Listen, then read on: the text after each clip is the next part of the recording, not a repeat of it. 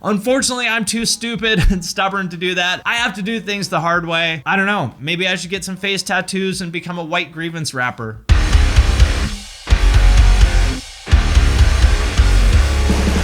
What's up, everybody? I'm Finn McKenty. This is the Punk Rock NBA, and welcome back to another edition of Viewer Comments. As is hopefully obvious from the title, this is where I answer your questions, comments, concerns, thoughts, and ideas, to borrow a phrase from Colin's Last Stand. We've got some good ones today about ska, Anthony Fantano, Protest the Hero, MMA, black metal, Tom MacDonald, all kinds of good stuff, so stick around, put your feet up, relax. We're here to have fun. Also, in case you haven't heard, I am on Twitch now. I'm streaming at least twice a week. There's a link to that in the description of this video. Also, make sure you join the Discord if you haven't. We're up to almost 5,000 people there. It's a pretty awesome community. Link to that in the description as well. But first, I want to thank Glary for sponsoring this video. This is the GST2 upgrade guitar, which is a new and improved version of their best-selling guitar that they sent me. You might have heard me talk about it last year. It has a premium bass wood body for warm, bright tone while keeping the overall weight light,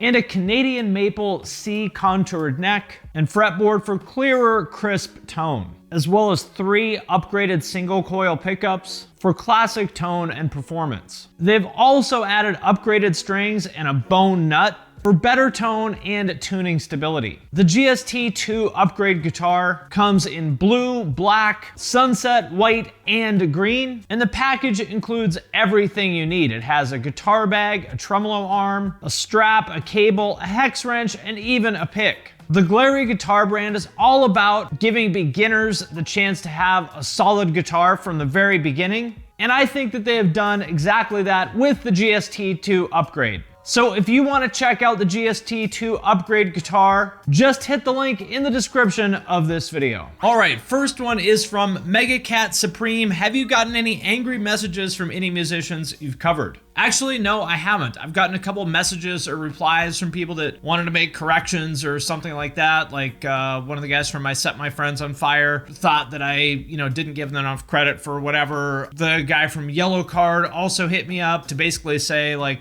I wish we hadn't have done that. So I get messages like that, but nobody is mad at me. Artists understand that part of what they're doing is putting themselves out in the public eye and that they're gonna get some criticism for that. I mean, people make videos about me and, I don't send people angry messages about it. It's part of the deal. It's part of what you sign up for. I get a lot of angry messages from fans.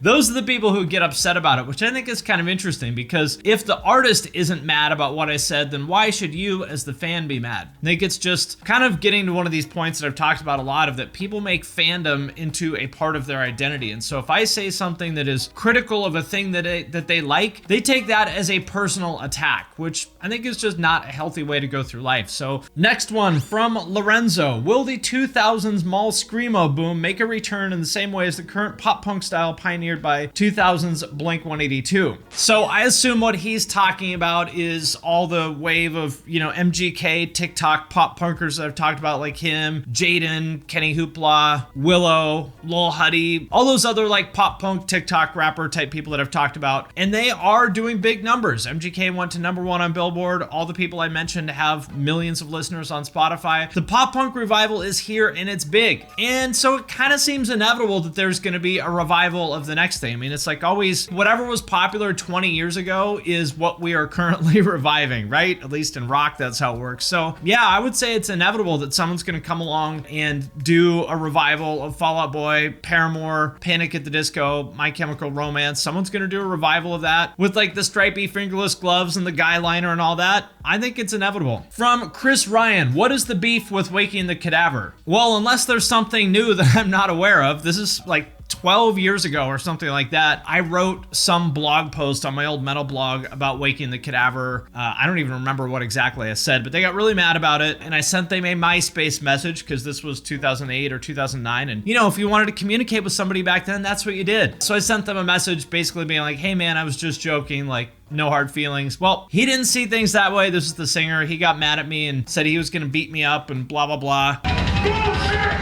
Why the fuck are you here? And that was pretty much all that ever came of it. I think he thought I was some like old metal guy or something like that. Next, from Chad Laser. I'm sure that's not your real name, but I really wish it was. Like, if you ever meet someone named like Michael Rocker. In the ska versus new metal, you said ska has less legacy, but isn't that ignoring that 90s ska was the legacy of genres that existed since the 50s? I'll tell you what I did not expect is that ska fans are some of the most thin-skinned, easily offended, angry people on the internet. I would put them up there with black metal fans in terms of their ability to become enraged when somebody on YouTube doesn't like their genre as much as they do. I was not expecting that. I thought that I actually was pretty charitable to ska in the videos that I made about it, but I got so much fucking negative feedback on that ska fans are now at the top of my shit list. These are awful people. Ska fans are so easily triggered, so nasty. Like, people called me racist because I don't like third wave ska. Like, the mind just is boggled. Like, I'm racist because I don't like Real Big Fish. This is, I don't understand, but this is the mind of a ska fan. These are sick people. They need help. I'm gonna start a GoFundMe to raise money to cure this tragic condition of like ska butthurtism. For as little as 50 cents a day, you too can save somebody from ska butthurtism. From Gnarly Wagner, have you ever done marketing for bands? If so, what and when? Yes, I have. I used to do a lot of freelance marketing. I have worked with bands like Day to Remember, Periphery, Issues, Intervals,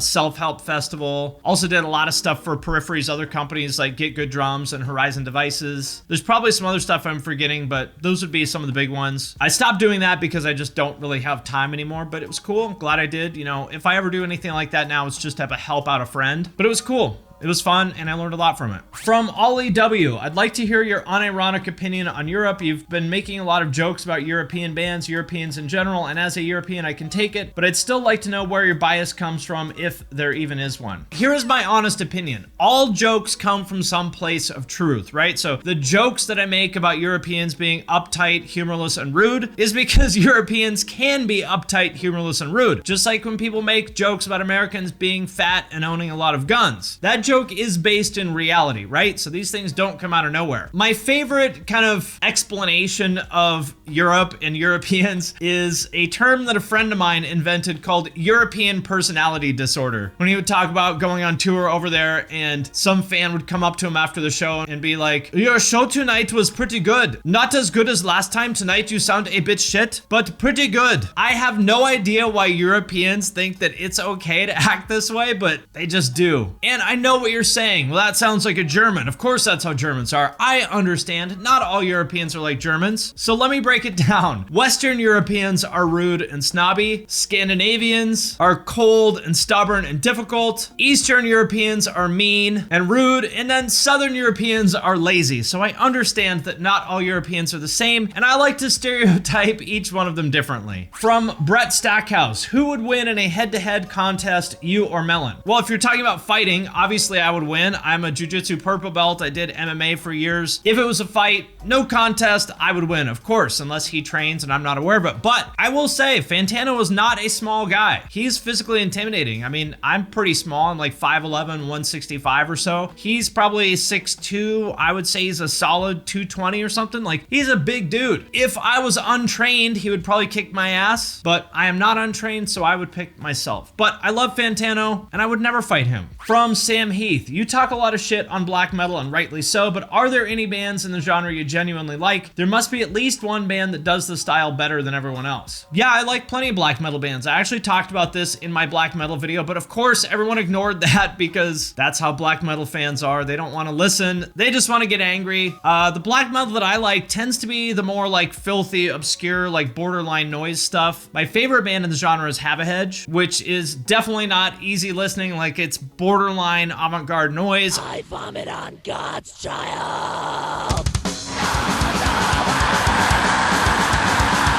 I also really like Profanatica, which was sort of the precursor to Have a Hedge. I really like Abruptum. I love the first couple Immortal albums. And as far as the fancier stuff goes, Demon Borgir is pretty great. As far as like symphonic stuff goes, they still do it better than almost everybody in metal. Like, absolutely incredible band. And as far as a lot of the bands that people recommended to me as though I hadn't heard them like 15 years ago, like Deathspell Omega and Agalok and all that kind of stuff, I respect it. I think that those are good bands. Like, I totally totally understand what they're going for, and I think they do it really well, but just I wouldn't choose to listen to it, but I respect it. I think they're good. From Alexei Andrianov, did your main channel become kind of stale lately since you started doing Twitch and shifted most of the fun to the personal channel? I watch both and appreciate all the work you put out though. This would be an example of European personality disorder. Did your main channel become stale? But you know, I actually do think he has a point. I agree with him. I tried to kind of experiment on my main channel and do more stuff about what I'm interested in, like newer artists or artists that are sort of outside the boundaries of like legacy guitar music. Like when I talked about hyperpop and trap metal and stuff like that, I also listened to a lot of country and pop, and those videos were not popular. They didn't get very good reviews. Like my video about Tyler the Creator is one of the like lowest performing videos I've ever done. People didn't like it. I got negative feedback, and so it became clear to me that what the audience on my main channel wants is Wikipedia videos about bands they liked in high school. So that's sort of the direction that I've shifted the main channel to. And then the second channel, which is just called Finn McKenty, there's a link to that in the description if you haven't seen it. That is where I put my podcasts and my Twitch highlights, and honestly, like, it's a lot more fun. Like, it's me joking around. Like, you know, I think of it as just like hanging out with your friends at Denny's at 3 a.m. after a show. That's the vibe that I want for Twitch, and it's been a lot of fun. So personally, yeah, I would say that my second channel is more fun, and if you like me and my personality, you'll probably like that channel more than this one. If you just want to hear facts about bands that you liked in high school, then the main channel is for you. Either way, I enjoy doing both of them, and that's kind of how I'm dividing up the two separate channels. So if you haven't checked it out, please do. Link in the description. From IB Freely, in MMA, when guys are in the north-south position, why doesn't the guy on top just use his groin to smash the face of the guy on the bottom? No rule against groin strikes as far as I know. You know, I read this and I thought, that is a good question. So I asked my friend Andre Feely, and I saw him replying, like it, you know, showed him typing, pause, and he was like, the man's got a point.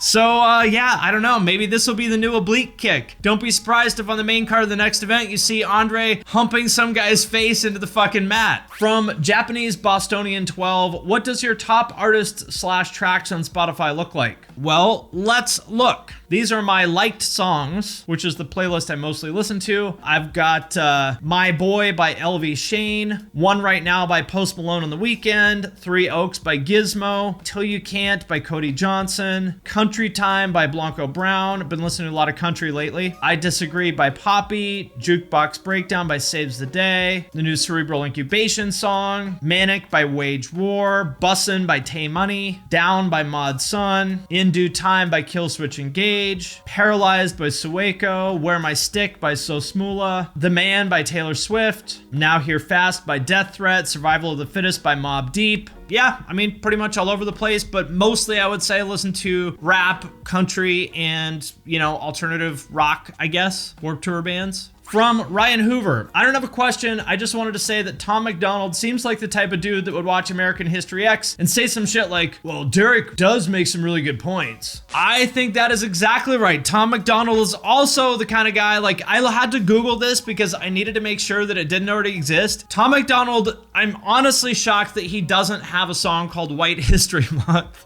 where he's like, I'm just saying, why isn't there a White History Month? Tom MacDonald is sad because it's just so obvious to me what he's doing. Like, his entire business is telling his audience what they want to hear, and they eat it up. And what they want to hear is that it's not their fault, that they're victims, that it's the elites and the blah, blah, blah, whatever. Like, blame other people for their failures and shortcomings, make them feel validated as victims. Like, that's all he does. I know that he has other songs about addiction and mental health and blah, blah, blah. But fundamentally, the reason why he's successful is because he panders to his audience and tells them that they're victims, and I just think that sucks. On the other hand, I wish that I would do that too. Like, I wish that I could just pander to an audience and validate everything that they already believe and get rich off of it, but unfortunately I'm too stupid and stubborn to do that. I have to do things the hard way. I don't know, maybe I should get some face tattoos and become a white grievance rapper. From Chris Lee, do you like when fans come up to you in person? I do. I think it's cool. Obviously that hasn't happened a lot in the past like year and a half because,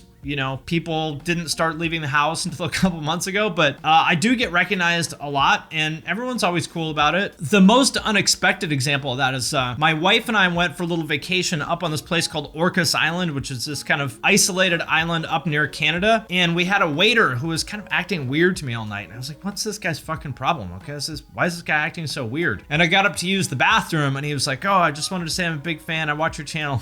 I was like, what the fuck? Like, I am amazed that there's a waiter on Orcas Island that recognized me, which shout out to AJ, by the way. Thank you for that. It was nice to meet you. I was just amazed that, my channel has reached that many people, that I could meet someone like that in the most random place. It's pretty cool. From Julio Caesar, what do you think about music / guitar / metal YouTubers influence, like the big ones like Jared Dines, Rob Scallon, Stevie T, Rick Beato or Beato, I don't know how you say his name, Adam Neely, etc., or the newer ones including reactors like Nick? Also, do you watch any music related channels? I don't really watch any rock channels. I watch a couple rap ones. For example, I watch pretty much every video by Blackie Speaks. I watch No Jumper, and I watch Trap Lore Ross sometimes. Don't really watch too many rock channels, but I know some of those guys. I know Fluff, I know Jared, they both live close to me. I know Nick a little bit, done a podcast with him. I think that people like them are essentially replacing the media ecosystem that used to exist with magazines and TV and all that stuff. The difference is that there's no bullshit involved because they're not beholden to labels and whatnot. If you look at the artists who would get a cover story in a magazine, like, oh, isn't it interesting that the cover artist this month is also on the label who bought 95 ads in this magazine?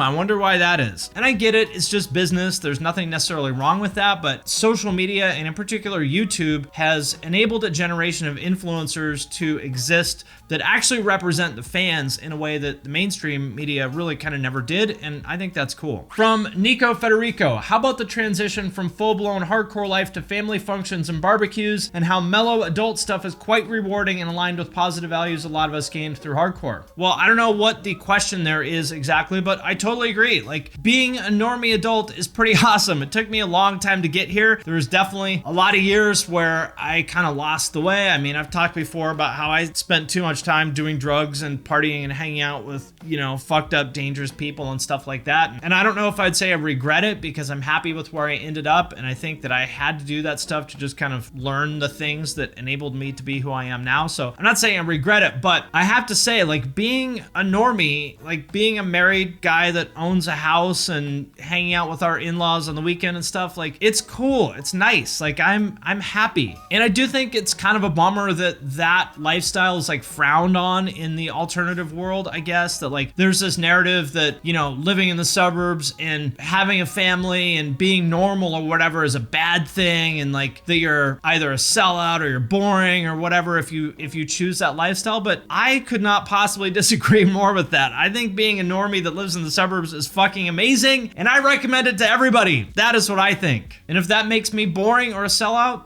so be it. From Darlington, let's see your daily routine. Well, I am a big believer in routine, and I pretty much do the same thing every day. I wake up somewhere between like 5 and 6 usually, and then if it's nice out, I go for a walk and listen to a podcast. If not, then I just listen to a podcast while I make my breakfast. I eat the same thing for breakfast every morning. I make coffee and I have an egg sandwich, and then I work until like noon-ish, and then I either go to the gym or I do jiu-jitsu, and then I come home and I work some more, and then I hang out with my wife and watch some HGTV or something, and then I get up and do it all over again 7 days a week. That's my life, and I think it's awesome. I know a lot of creative people don't like routine. They don't like doing the same thing, but I do. Like, I don't like uncertainty. That gives me anxiety. I want to know exactly what's going to happen every day, because in my life, like, usually surprises have been bad things. Like, I always sort of expect something awful to happen out of the blue, so having a predictable life to me is good.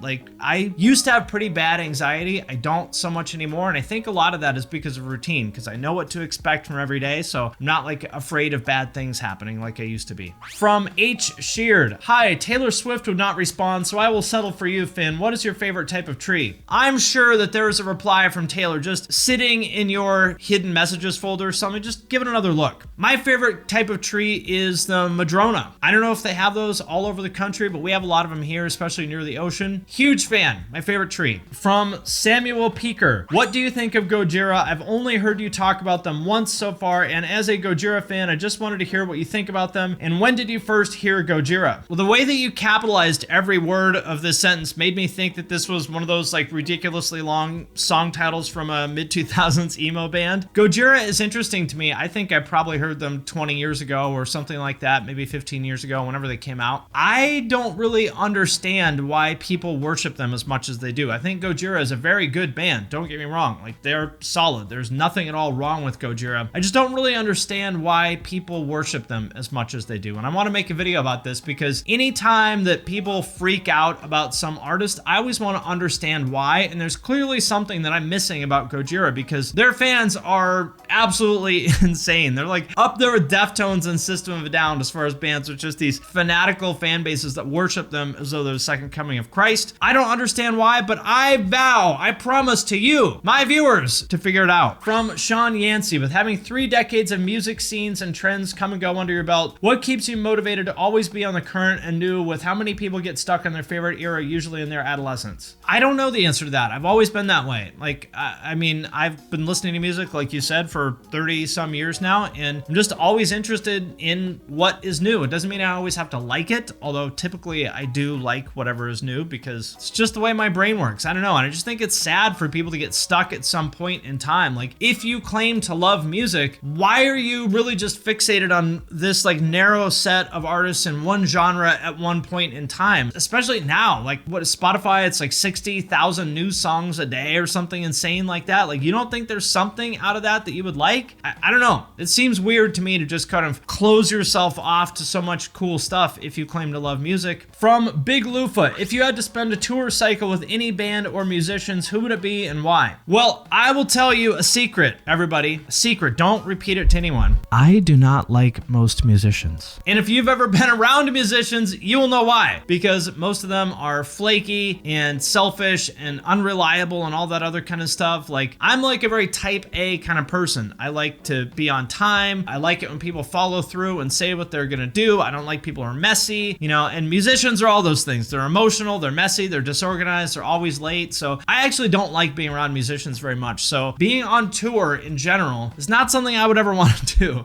It's like, I don't like traveling either. So this is just like the last thing I would ever want to do. But I will say there are plenty of musicians that I like on a personal basis. If I had to pick, here's the 3 people I would have in my band that I would go on tour with. I would have Jairus Johnson on vocals, smart guy, super talented musician. I like him. Kellen from The Story So Far on bass, another person I've spent a decent amount of time with that I like a lot. Matt Halpern from Periphery on drums, very good friend of mine. Love that guy. And maybe Aaron Marshall from Intervals on guitar. Also a super smart, organized guy that you know you can depend on. Big fan of all those people as humans. From the Jackal 2-1, Protest the Hero's latest album, Palimpsest, was a masterpiece in music writing and conceptual lyric composition. What is your opinion on concept albums in general, and what are some of your favorites? Well, I will say that is not a masterpiece in titling an album because I don't know what that means or how to spell it.